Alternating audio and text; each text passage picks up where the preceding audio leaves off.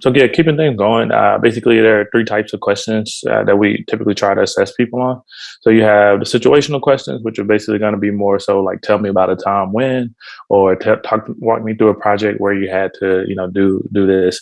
And essentially, what they're trying to get out of you in that situation, any situational questions, is trying to get an understanding of mitigating risk, because like that's really all like an interview is, like how do we mitigate risk. The risk for a company is like, we have this position that we need to fill, but we don't really know you, so we need to ask questions to make sure we feel comfortable bringing you on. And the way that you can mitigate that risk is by walking them through things that you've done in the past, like previous experiences that align with what they're looking for, so that pretty much showing like, hey, I've done this job, there's no real risk in hiring me. Then you have like the icebreakers. And with STAR, we're going to talk about that acronym a little bit later. I'm sure some of you have already heard of it. Then you have icebreakers, which are pretty much just kind of a way for us to just kind of get to know each other.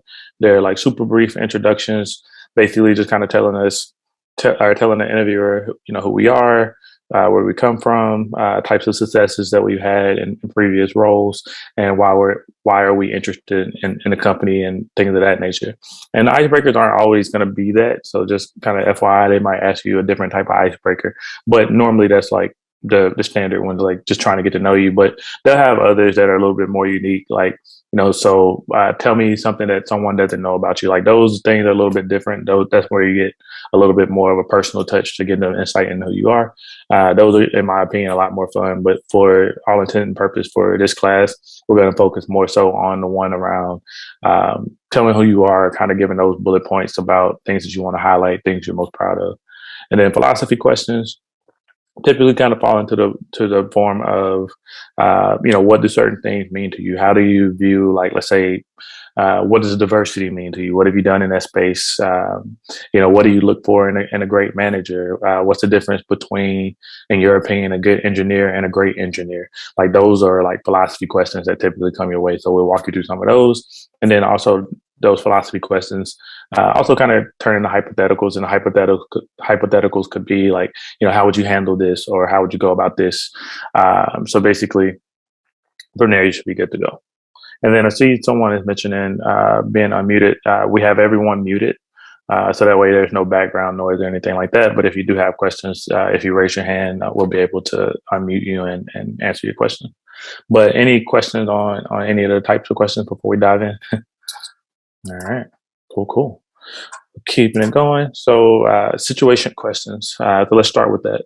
So with the situation questions, the best place to really start, just to kind of get like an understanding of the role itself, really want to start with the job description. So the job descriptions are literally like written by the hiring managers themselves. So there's really like the one chance that you get to understand like what the hiring manager's thought process is like. It's also going to give you an opportunity to understand what's important about this role. So really just kind of start with that job description and look at the role and responsibilities themselves, like understand the day to day, and really start thinking about some of the challenges that might come out of that. So what are going to be some common situations associated with this role, and really like try to get ahead and think about the patterns that they might want to test you on. So like, let's say if they're talking about, in terms of roles and responsibilities, cross-functional team management, think about the conflicts that come out of managing cross teams, or trying to build relationships, or trying to earn the trust of teams of people that you've never worked with in the past, or, you have no rapport with them. So how do you go about fixing those types of things?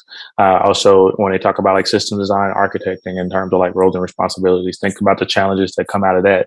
How do you solve complex technical problems? So just really kind of getting in that mindset just by starting with the job description. And then from there, as you kind of assess those types of roles and responsibilities, really just taking the time to create 2 to 3 stories about each pattern. And the reason why we recommend 2 to 3 is because it's going to keep you from having to use the same story over and over.